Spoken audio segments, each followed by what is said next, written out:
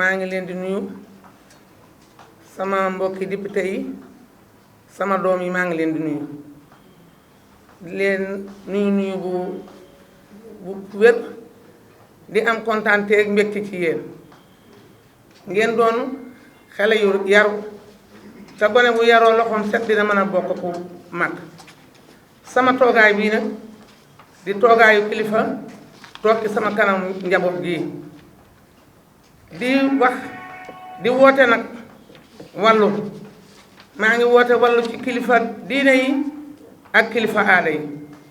ndax réew mii la ni muy doxe fi mu ne ak ni mu tëdde lu doy waar la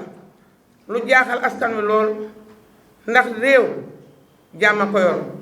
te jaboot jàmmay mbokkam na kilifa yi génn wax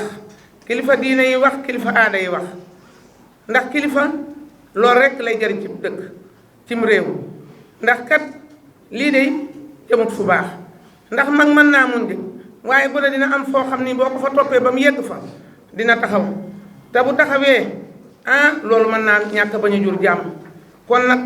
na kilifa yi génn wax jàmm ñu jox jàmm ndax nit ku ne bu jëlee la nga moom rek jàmm rek kay am waaye nag soo jëlee la nga moom ba pare bëgg a jël leneen loo xam ni moomoo ko ku jóg nga bëgg koo àtte ñàkkal loolu ay problème rek lay andi loolu nag nun mag ñi ñoo ci war a wax moo tax ñu di ci wax di ci woo kilifa yi taxaw leen ginnaaw kilifa yi bu ñee bàyyi leen ñu bàyyi bu ñee jàpp leen ñu jàpp kon kilifa yi dañoo war a génn waruñoo bàyyi ba réew mi xale yi di ko taal mu ñu dog di wax te nag mag mën naa muñ dinaa ko waxaat ba ma nekkee ci ensemble ba lii rek laa doon wax mag mën naa muñ waaye gone am na loo xam ni du ko mën a muñ ndax gone bu bëggee jóg doxam ñu bëgg koo baare bu yàggee dina gis boppam te bu yàggee bu gisee boppam lu dul jàmm jërë ngeen jëf loolu laa ci doo amal lu ma ciy wax maa ngi leen di nuyu di leen sant sama doom yi nga xam ne nii moom dama leen a jur ñu am respect ci man ma namm leen ngeen namm ma jërë ngeen jëf.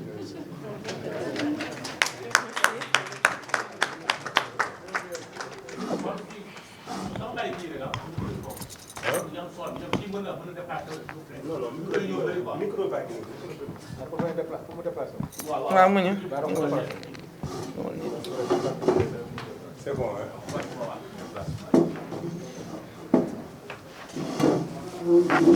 Donc, l'honorable député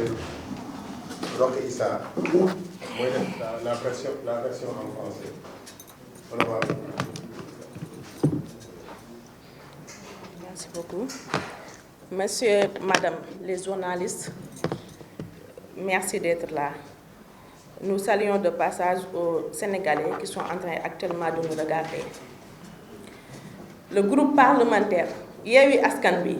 réitère son soutien inéluctable au président Ousmane Sonko, victime d'un complot d'État, d'un acharnement judiciaire et d'une instrumentalisation de la procédure pénale pour l'écarter de la liste des candidats de l'élection présidentielle 2024. Nous condamnons avec la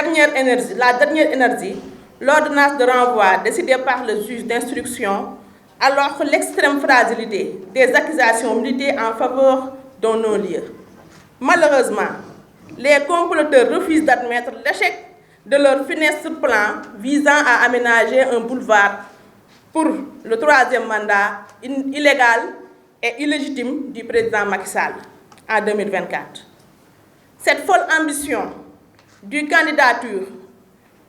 et son corollaire qui est la liquidation politique des candidats sérieux de l'opposition fait peser de lourds dangers sur la stabilité du Sénégal. Le président Ousmane Sonko subit depuis longtemps des actes de persécution judiciaire et administrative qui sont certainement pilotés depuis le palais de la République.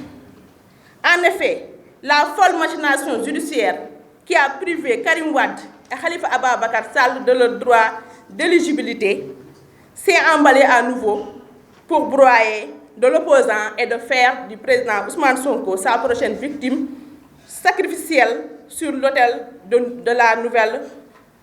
nouvelle religion d'État. Le présidentialisme illimité de Macky Sall au mépris de la Constitution, du droit à un procès équitable et les libertés fondamentales des citoyens. Fondamentales des citoyens. Devant l'arbitraire et l'oppression exercée par le régime de Macky Sall, chaque Sénégalais est légitimement fondé à exercer son droit irrévocable et inaliénable de résister à l'instar du président Ousmane Sonko. C'est pourquoi le groupe parlementaire Yewwi Askan Wi résistera par tous les moyens à la volonté dictatoriale de Macky Sall et ses larbins. Nous lançons un appel à tous les Sénégalais de barrer résolument avec détermination la route au despote Macky Sall, qui veut transformer notre chère démocratie en une république bananière, et les désirs du chef doivent primer sur la légalité républicaine. Nous lançons un appel aux magistrats, aux forces de défense et de sécurité de rester fidèles à la République et à leur serment et de servir loyalement et non aux caprices éphémères d'un apprenti dictateur frappé d'amnistie et de la frénésie du pouvoir éphémère. Nous résisterons. Les Sénégalais résisteront et nous vaincrons. Le monstre pour que force reste au peuple. Nous invitons les Sénégalais et les Sénégalaises épris de justice, de l'intérieur et de la diaspora à se joindre au mouvement de refus de liquidation politique du président Ousmane Sonko et à la troisième candidature de Macky Sall. Au regard de tout ce qui précède, nous prenons en témoin l'opinion nationale et internationale et tenons pour responsable le président Macky Sall tout ce qui adviendra de malheureux dans ce pays. Et que nous lui faisons savoir aussi, s'il y a quelqu'un ici qui ne fera pas partie des élections présidentielles de 2024, ça sera très bien le président Macky Sall. Merci beaucoup. Honorable député Ahmed Aïdara, on a parti en wolof.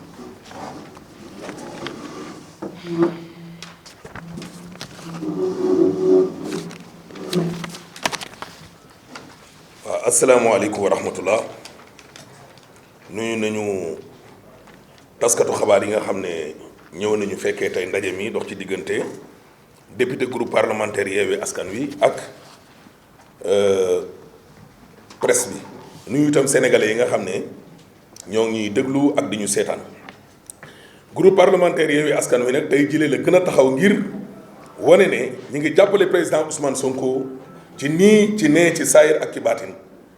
Ousmane Sonko mi nga xam ne dafa nekk nag ak victime complot boo xam ne nguur gi ci boppam moo ko lal ñu xaxar jëmale ci kawam jaare ko ci ay tribunaux jaare ko tamit ci ay magistrats jël lu tolloog wàllum justice bi lay instrumentaliser ko maanaam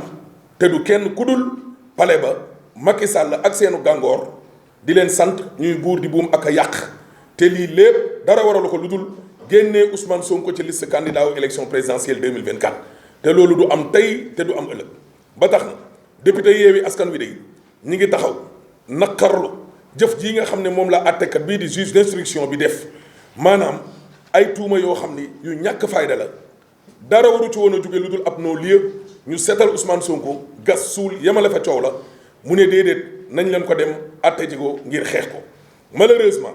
comploteurs yii nga xam ne maanaam ñoom ñoo def lu ni mel ndogalu borom bi day bañ nañ ko laqatu nag ci ay plan yoo xam ne ñoom daanu nañ ca fajar ngir xàllal ab yoon rëy ngir kii nga xam ne mooy président Macky Sall 2024 mu mën a bokk ci élection présidentielle yi maanaam troisième candidature te Macky Sall moo leen gën a xam ne loolu jaarul yoon du ci këyit du ci moral du ci yoon du ci sax nite ba loolu tax na ndof gi nga xam ne nag maanaam moom moo leen dugg ci seen troisième candidature bii nga xam ne moom moo waral tey ñu jàpp ay candidats yu séré ci wàllum opposition bi ne danañ leen fi sempi te Macky Sall moom comme que loolu mooy liggéeyam ba mu toogee ba léegi te loolu nag nekk na loo xam ne mën naa yëngal réew mi te it mën naa taal Sénégal buñ koy wax nit ñi yaakaar ne ay waxi caaxaan président Ousmane Sonko nag boo leen seetloo boobee ba léegi yàgg na mi ngi dund ab kumba am ndey ak kumba amul ndey ñu xaxar jëmale ci kawam jaare ko ci tribunal bii ci ay magistrat waaye itam jaare ko tamit lu jëm ci wàllum administration bi te lii lépp ña ko def ña nga toog ca biir palais de la république di comploter te it boo leen fàttali ko seen yii nga xam ne yëf dof la jaare ko ci wàllum tribunal bi utiliser ay magistrats doorul tey parce que moom lañ fi defoon Karim Wade def ko Khalifa Ababacar Sall ne leen doo leen voté te kenn dootu leen voté ci mim réew te ñu nekk ay sénégalais ba loolu tax na nag machine bu bon boobu nga xam ne moo defoon jëf ju ñaaw nag moo continué ba léegi ngir dëbb moxoñe ay opposants jël Ousmane Sonko mi lee ba koo def nag seen victime bi di ñëw sacrifier ko lal ko nag ci ab tarixa bu bees boo xam ne moom lañ fi indi te tarixa boobee kat Macky Ilimix la tudd nekk fi ba ilaa yawmi diin ni buur te loolu mënul ne tarixa boobee day faalewul constitution faalewul lu jëm ci wàllum état de droit amul lenn loo xam ne dañ koo tekki siraatal mustaqim te it atte bi it fas yéene wuñ koo teg nag maanaam ci yoon ñu tëddee njaaxaanaay déedéet waaye lu jëm ci wàllu liberté fondamentale du citoyen yi ngay dem ak dikk ak yooyu faale wuñ ko tarixa wu bees woowu nag la fi Macky Sall indi ba tax na ci yëfu jaay doole ci yëfu maa tey boo xam ne moom la nguuru Macky Sall gi la nekkee sénégalais bu ne légitimement ci yoon bu ñu ko tegee ci yoon war ngaa jug nag taxaw résister comme président Ousmane Sonko kon ni mu ko waxee lii tax na ba groupe parlementaire Yewwi Askan Wi danañu résister danañu xeex ak jumtukaay bu ñu mënti jëfandikoo ngir jàkkaarloog jaay doole di wàllum dictature bii nga xam ne moom la Macky Sall ak ay suqam nekkee ci mim réew ba tax na ñu ngi woon ak sénégalais yépp ñu jug taxaw résister xeex baare Macky Sall mile nga xam ne jël na suñu république bi tëral ko def ko nag ab république bananière ba lii tamit tax na te dara waralu ko lu dul ay bëgg-bëggam rek ay plaisir rek yàqate réew mi yàq suñu démocratie bi moom moo waral nag mu bëgg a def kon lu ni mel ñuy woo nag magistrat yi ñi ngi woo tamit takk der yi nekk ci biir réew mi yor wàllu kaaraangeewu réew mi ñu daal di nekk nag ay républicain comme ni ñu ko xamee woon kon ci sénégalais boobee ba léegi ni léegi nekk fi nga xam ne foofee la askan wi nekk di le peuple ndax peuple bi nag ñoo leen fi teg te ñoom it peuple bi kon lañ fi nekkal bara bañ a topp rek ab nguur goo xamante ni nii ab jaaykatu doole ab dictateur woo xam ne leer na ko ne fa muy mujjee ak askanuk Sénégal gi lee mooy fa Firawna mujjee woon ak yonent yàlla Moussa te moom xam na ko nguuram gi jeex na tàkk mënatul bokk ba lii nag tax na ñin moom danañu résister sénégalais yi danañu résister te dinañu am ndam ci kanamu njuumal yii di monstre bi pour wan ko it ne ko peuple bi dong moo fi ne njuuma la c'est un monstre ba tax na nag te askan wi yëpp buñ songee njuuma la daaneel njuumali ba tax na ñu ngi woo sénégalais góor di woo sénégalais yi jigéen nga xam ne wàllum justice moom moo leen tax a jóg moo xam ñi nekk ci biir réew mi moo xam ñi nekk ci bitim réew ñu ñëw fekk si mouvement bii nga xam ne dafa taxaw ngir liquider politiquement le président Ousmane Sonko waaye itam nañ ñëw fekk si mouvement bii nga xam ne dañuy xeex troisième candidature du président Macky Sall soo leen xoolee nag lii nii yëpp tax na député yi bokk ci groupe parlementaire Yewwi Askan Wi Birame Souleye jiite leen nee nañu ñu ngi jël nag seede ci kanamu askan wi ak ci kanamu yàlla moo xam ñi nekk ci biir réew mi ak ci bitim réew la ñuy jël seede ne lépp loo xam ni xew na fii ci réew mii ci lu bon ak réew mu tàkk mbir moomu ka ko def tuddul nenn te santul nenn lu dul Macky ak Sall bi Macky Sall moom moo ko def kon nag bu réew mi tàkkee jàppale ne Macky Sall moo ko taal allahumma salli ala sayyidina Muhammad sallam.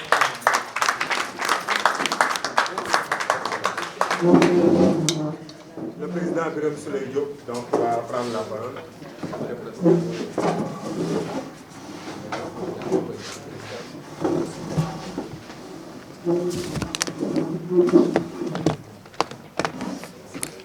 Bonjour à tout le monde. Nous vous transmettons à la suite du modérateur et de nos collègues députés qui sont intervenus nos salutations respectueuses. Nous avons l'habitude en toutes circonstances de dire que l'heure est grave. Je pense que quand on le dira, on pensera que nous sommes à l'université parce que c'est auprès des étudiants qu'on a l'habitude d'entendre que l'heure est grave. Mais nous le savons tous. Nous le savons tous, il n'y a pas d'équilibre local ou de stabilité locale. Il y a juste une stabilité nationale ou une stabilité générale. Il n'y a pas d'équilibre local,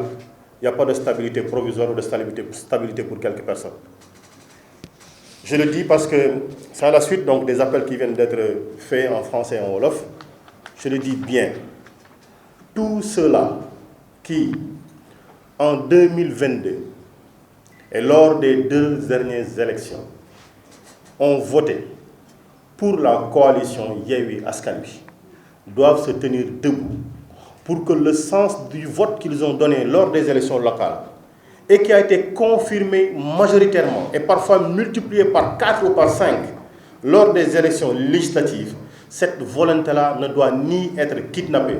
ni être escamotée, ni être tuée. Nous devons nous lever comme un seul homme pour dire basta. Tous ceux-là qui ont voté sur l'étendue du territoire national, tous les jeunes qui ont voulu voter, mais qui ont vu la rétention de leur carte, donc qui ont vu le viol de leur volonté de vote, doivent se tenir debout et dire que notre volonté, notre marche ne sera pas interrompue sur le chemin de la victoire. Et ça, nous le confirmons. Ousmane Sonko ne sera jamais plus loyal envers ce pays-là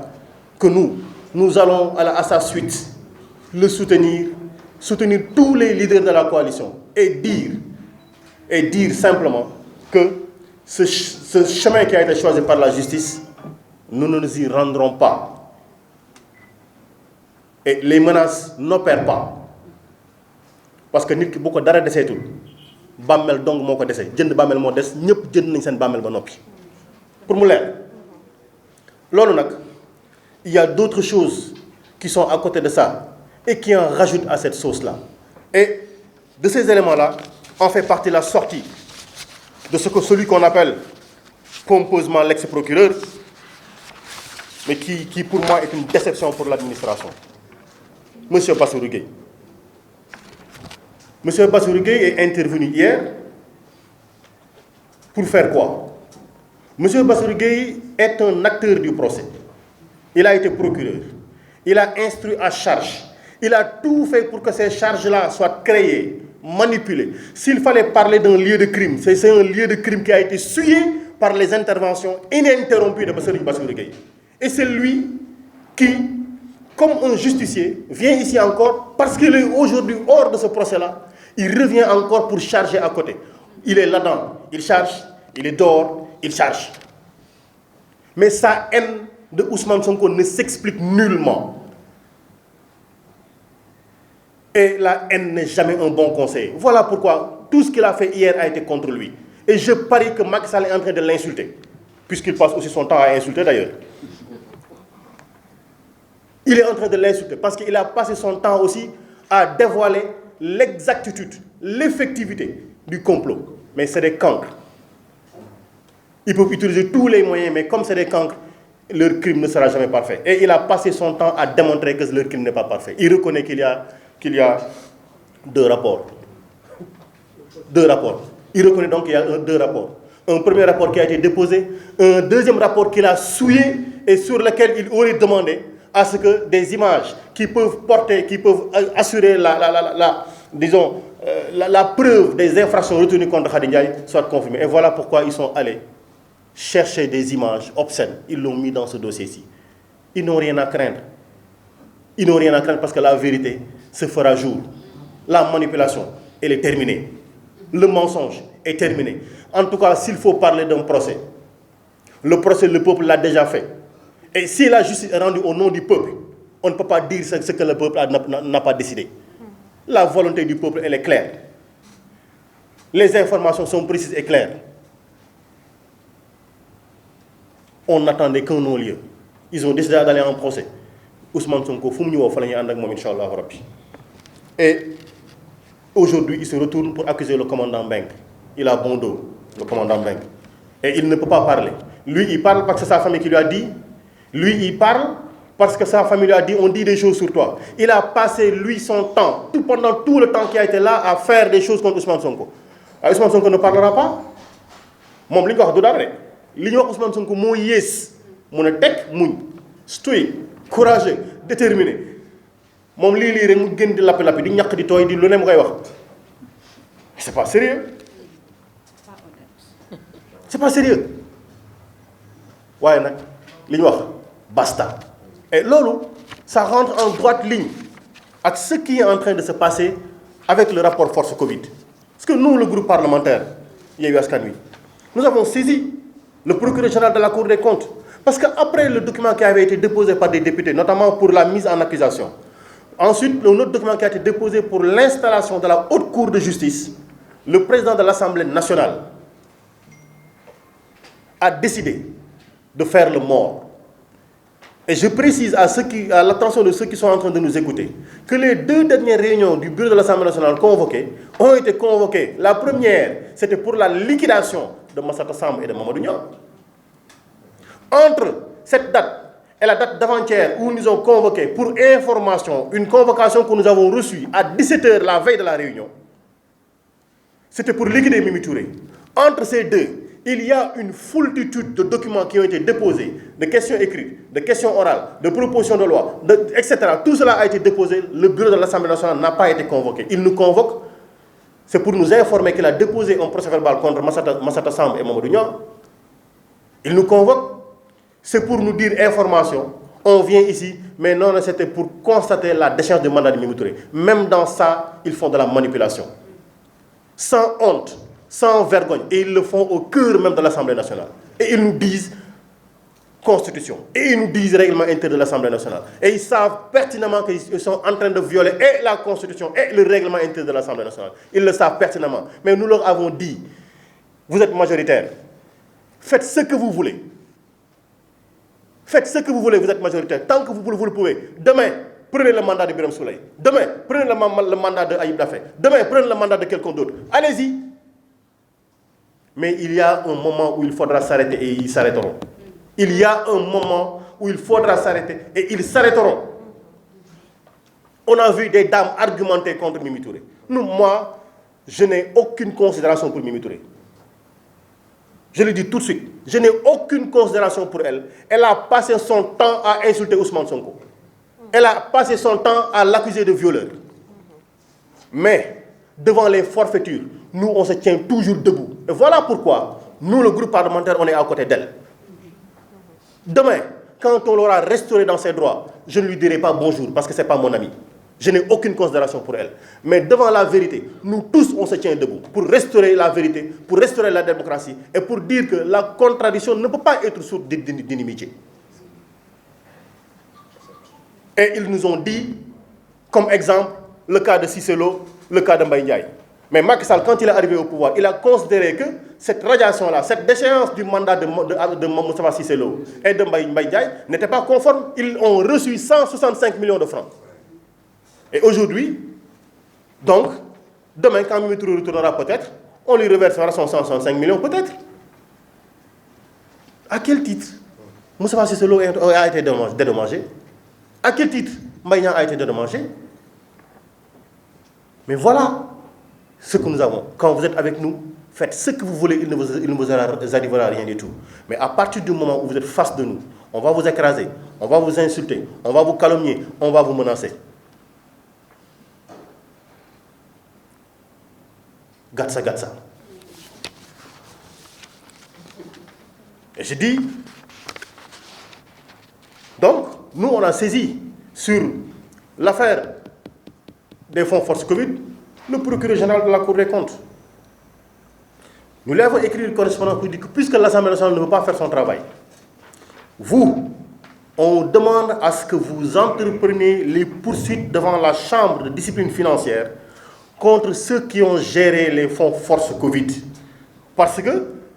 voilà ce qui a été détecté. Des fautes de gestion, des détournements de fonds, des dépenses non justifiées, des dépenses qui sont sans lien avec la Covid, des dépenses fictives, des fausses factures, des surfacturations, des montants sans correspondance, etc., etc. Voilà tout ce qui a été trouvé dans le fond, que des gens ont passé le temps à s'enrichir pendant que les Sénégalais dormaient chez eux, pendant que les Sénégalais se cachaient chez eux, pendant que d'autres mouraient tranquillement. Pendant que des Sénégalais prenaient leur salaire pour faire des contributions, pendant que les tailleurs confectionnaient des masques, pendant que les jeunes offraient 500 francs pour qu'on achète des masques, pendant que tous les citoyens participaient à cette guerre contre la Covid, il y en a qui s'enrichissaient comme des vampires sur le dos du peuple. Et parce que aussi nous avons saisi le premier président de la Cour des comptes, parce que la Haute Cour de justice doit juger les ministres. On a écrit pour demander à l'Assemblée nationale, parce que l'article 2 sur la Cour dit ceci, après chaque renouvellement, et dans le mois qui suit sa première réunion, l'Assemblée nationale élit 8 juges parmi les députés qui sont des juges au niveau de la Haute Cour de justice. Depuis le mois de septembre, la Haute Cour de justice n'est pas installée. On a écrit pour demander à ce que ça soit installé. Il ne nous répond pas. Il n'a pas le temps de convoquer le bureau de l'Assemblée nationale pour installer la Haute Cour de justice qui doit travailler sur la gestion et contrôler l'utilisation des deniers publics. Il préfère être là à casser de l'opposant. Il préfère être là à travailler pour faire la déchéance, pour aboutir à la déchéance de mandat de quel député. Voici ce que nous avons. Mais nous disons, tout ceci, tous ces éléments sont des raisons suffisantes et suffisamment complètes pour nous amener nous tous à rester debout. Et nous appelons tous les Sénégalais, comme cela a été fait, à se tenir debout. Et nous disons au service d'ordre, que ce peuple-là, ce pourquoi il se bat, c'est dans l'intérêt de tout le monde. Vous le voyez, nous avons voté le budget de l'armée. Nous n'avons pas voté celui de la gendarmerie. Parce que celui qui est à la tête de la gendarmerie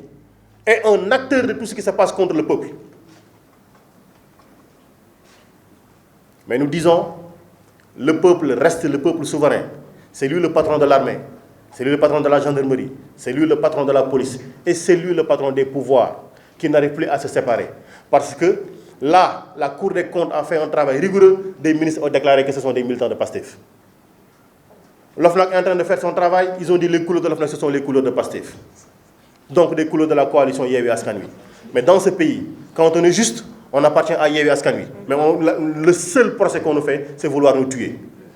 Dans ce pays, quand on dit la vérité, on est de Yewwi Askan Wi, on est PASTEF. Et la seule chose que l'on nous promet, c'est la mort. Dans ce pays, quand vous dites la vérité, quand vous êtes juste, quand vous êtes brillant, quand vous êtes bon, la seule chose que l'on vous promet, c'est de dire on marchera sur vos cadavres. Mais nous serons des cadavres qui vont riposter. Vous allez commencer à voir des cadavres qui lèveront le bras pour riposter. waaye bala ñu faa yegg bala ñoo tëdd dinañ tëdd ndox ñu bare. Asalaamaaleykum wa rahmatullah. Alors li ñu bëgg a wax fii di leen nuyu bu baax a baax yéen ñi fi teew di yëkkati ay kàddu di ko jëmale ci yéen ñi nga xam ne bii yéenay taskatu xabaar yi ngir ngeen jottali ñu ko Sénégalais yi képp ku ci nekk ci këram ñi ngi ñaan kàddu yi ñuy yëkkati fekk ko ci jàmm ak salaam. li ñu bëgg a wax fii du lenn lu dul wax ni gannaaw kàddu yi fi jógoon sababu bés bi mooy sababu wax ni groupe parlementaire Yewwi Askan Wi mi ngi taxaw ni benn jëmm ci wetu président Ousmane Sonko ak ci leader coalition Yewwi Askan Wi liw fii ay nag di njàmbat moo tax ñu wax ni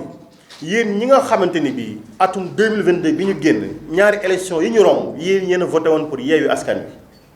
wala yéen ñi nga xam ni yéene woon voté pour Yewwi Askan Wi te ay njuuj njaaju Macky Sall ak ñi liggéey ak moom taxoon ni mujj leen a jël seen carte wala mujj leen a mën a voté ñu ngi leen ñaan yéene bi ngeen amoon ci joxe seen carte yooyu na ngeen ko jëmmal ci taxawaay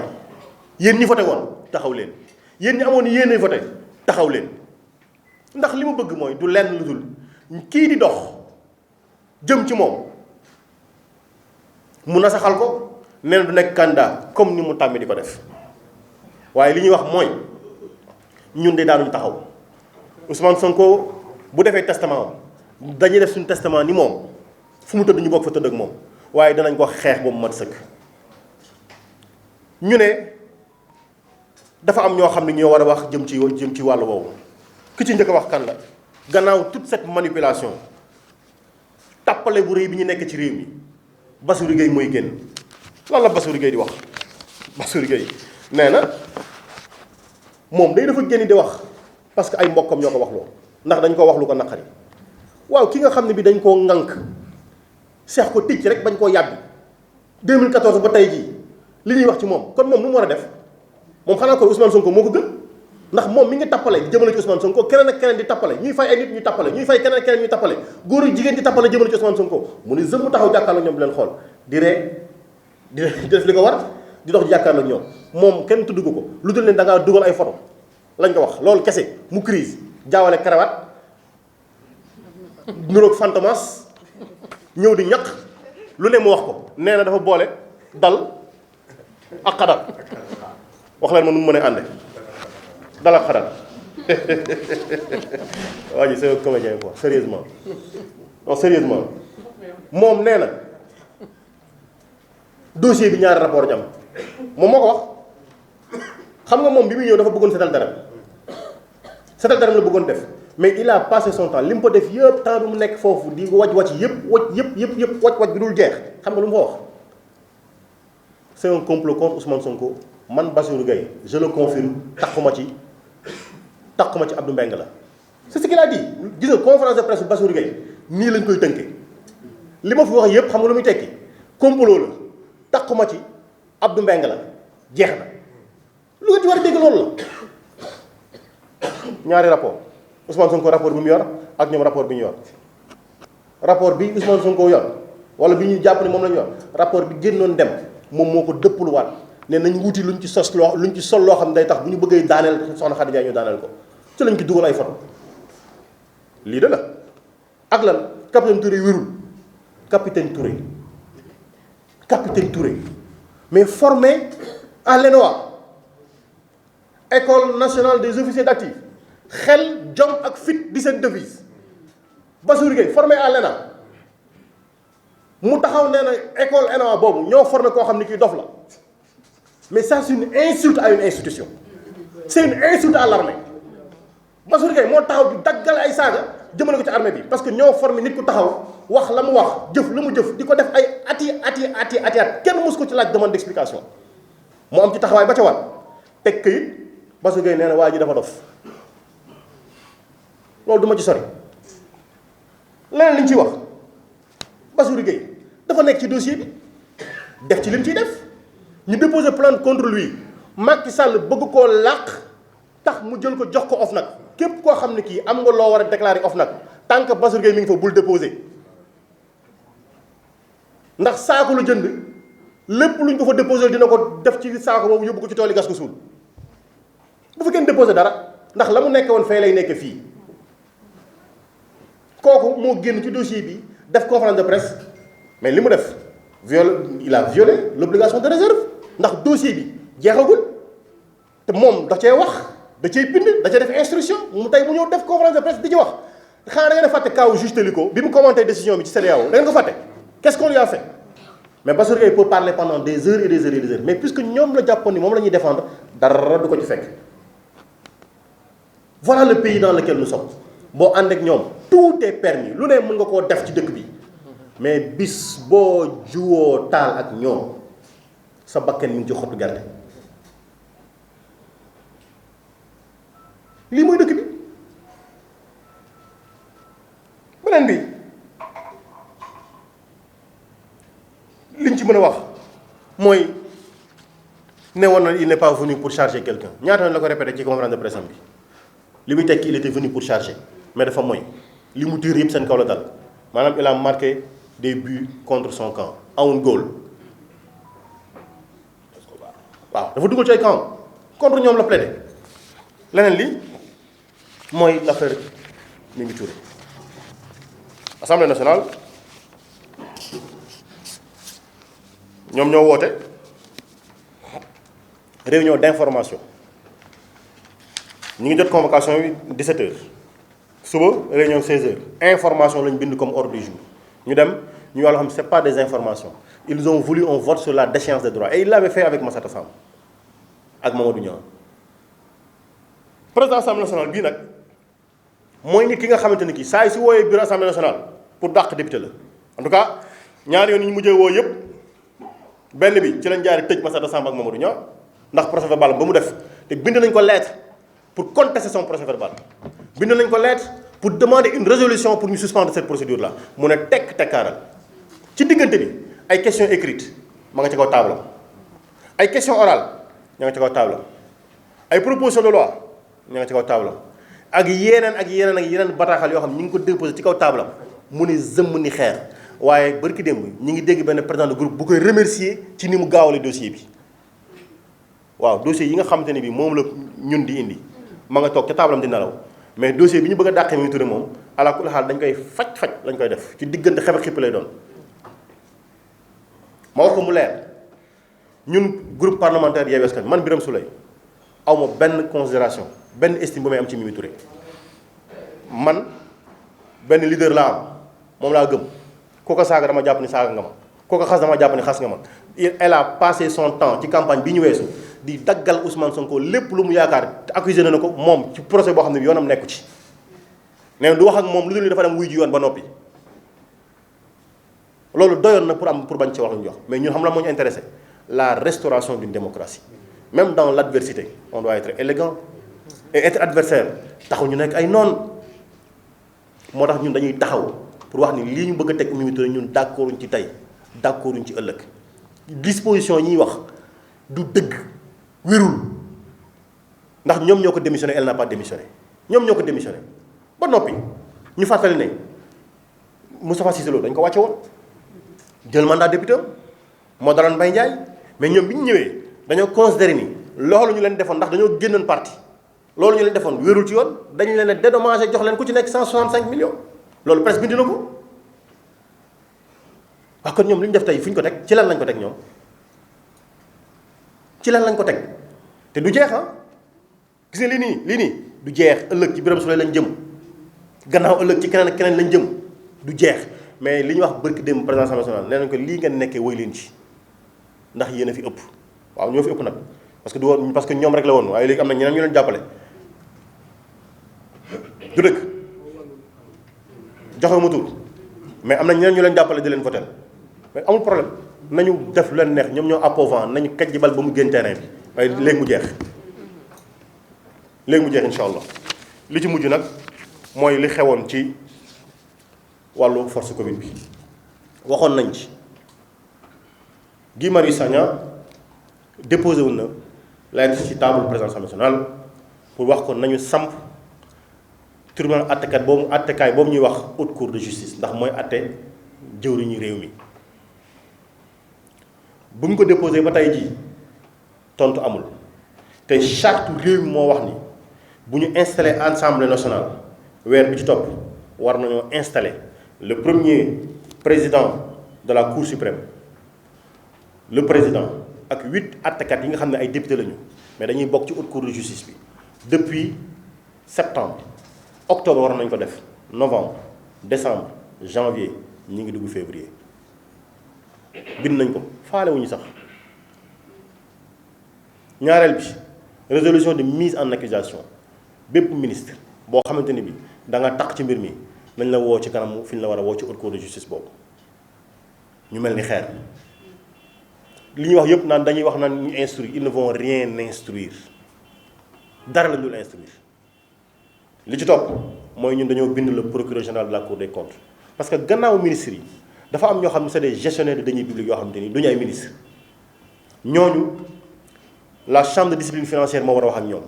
ñun bind nañ ko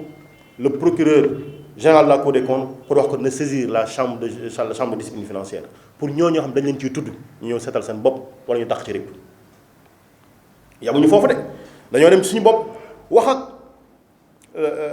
nu mu tudd la cour suprême ne leen def leen seen liggéey parce que li ñu seetlu woon mooy yàq caxate xaalisu réew mi nit ñi toog seen kër ñii di daanu ñii di wàcc liggéey ñi tailleur yi di ñaw gratuitement di joxe ay xale yu ndaw di génne téeméer di joxe kilifa yi gën a mag ci réew mi yi gën a sell ci réew mi jël seen alal ju sell lool teg ko joxe am ñu ci jaare doon ay millionnaire am ñu ci jaare doon ay milliardaire ci lan ci ñaqu sénégalais yi lan moo gën a gaaw lan moo gën a garaaw loolu ci war lii mooy réew mi ñu am moo tax ñuy baamuwaat képp koo xam ne ki da ngaa voté woon pour ñun te am yéene pour def ko ak képp koo xam ne kii dox dëgg dong moo la intéressé ñoom ñi ngi noggatu ragal jàpp ne ñun nii am na ragal gu nekk ci ñun dañ leen a bëgg a xamal ni leen amul ci ñun ñii amul ci suñu dënn yi lu dañ ne tarfatal ay ni lu ci nekk ci ragal ndax bis bu jotee nañ jël suñu bakkan Sénégal jaral nañu ko dox dëgg ci réew mi jaral nañu ko def dëgg ci réew mi jaral nañu ko lii moo nekkoon kàddu yi nga xam ne bëgg nañ koo yëkkati wecce koog yéen ñu ngi leen di gërëm di leen sant di leen yàlla defal jàmm ak salaam. am le groupe Yewwi donc groupe bu ne autonome nga pour ni nga xam ne gisee nga ko nga doxalee ko noonu may fàttali ni bi ñuy voté le budget donc du gouvernement wax dëgg yàlla waa wàllu ñu ci gën a bari bu weesoo ñaar ñett wala ñeent ñu ci gën a bari ak ñoo Yewwi Askan Wi ñoo bokkoon gis-gis bañ a voté budget assemblée nationale. may wax rek ne dama xam ay wàllu ay nit ñu am fulla ay nit ñu am fayda des gens de valeur dans wàllu donc du ma sax xalaat di wax lu ñaaw ci ñoom politique nag lañu nekk kenn ku ci ne nag di nga am noo xam ne boo fa toll di nga gisee mais li nga xam ne xew na ci bureau convocation bureau assemblée nationale bi ak bi ñuy dàq Mimi Touré loolu moom du lu ñu rafetlu ñun du lu ñu rafetlu Mimi Touré bokkuñu parti au contraire Mimi Touré sax am nañu ay jaar-jaar yu metti te jaar-jaar yooyu am na lu mu fi bàyyi lu tax ànduñoo ak Mimi Touré mais nag lépp loo xam ne jalgati yoon la même bu fekkee ànduñoo yow bu dekkee jalgati yoon la dañ koy bañ parce que ñun dañ ne ren Sénégal dañu bëgg a soppi doxalin bi bëgguñu justice bi nit ñi di ko utiliser parce que tout simplement nit ki yow léegi contre nga ko lu la neex nga def ko loolu la ñu bañ moo tax ñu ne d'accorduñu ci li ñu def Mimi Touré parce que li ñu def Mimi Touré mën nañ ko def suuf mën nañ ko def keneen donc mënuñ cee d'accord parce que teguwul ci yoon waa wàllu nag ñoom ña nekkoon ci bureau ba jël nañu seen responsabilité d'accord parce que ñoom nee nañu si seen logique ba ñu nekkoon la ñu nekkaat parce que ba ñuy dàq Mbaye Ndiaye ak Cissé Lo lii la ñu defoon donc ñoom dañoo gëm ni Mbaye Ndiaye ak Cissé Lo dañ leen a waroon a dàq te comme Mimi Touré def na ko ñoom aussi dañoo gëm ni dañoo war a dàq Mimi Touré donc ils sont restés dans leur logique ñi nga xam ne nag resté wuñu dans leur logique mooy ñi nga xam ni dañoo dàqoon Mbaye Ndiaye dàqoon Cissé Lo muy waa APR yi tey ñu ñëw rétablir leen dans le droit fay leen xaalis 165 millions ñooñu ñëw defaat exactement la même chose contre Mimi Touré doy na waar Sénégal donc man xanaa déggoo ma keroog yàgg na defe naa man avant Ousmane Sonko di defar testament am defar naa sama testament parce que mois de mars 2000 bokkoon naa ci nga xam ne ñu ngi woon ci kaso bi muy lu ma regretté lool parce que ci biti laa waroon nekk parce que ñi dee gars ñu gënuñu ma tey laa gën a décidé pour xeex li nga xam ne moom ma xam ci réew mi bind naa samay chèque defar naa samay testament sama waa njaboot ak may seetaan kenn ku ci ne la nga war a am bindal naa la ko jërëjëf